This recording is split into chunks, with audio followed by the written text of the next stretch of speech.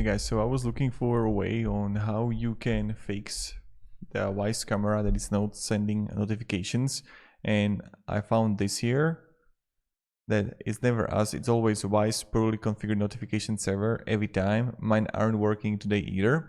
So if it's just not working right now, I get it. Then maybe it's not your issue, maybe you just have to wait for a day. But if let's say you have the iPhone, go to settings, notifications, Wyze, check allow notification is toggled on, and on the Wyze app you want to go to account notifications, make sure the push notification is enabled and is toggled on for the cameras you want to get notifications from. Go to the settings of the camera, notifications, make sure that's toggled on and on, toggle the events you want to be notified about. So check these out, also settings. But if just it happened for a day, maybe just like issue regards the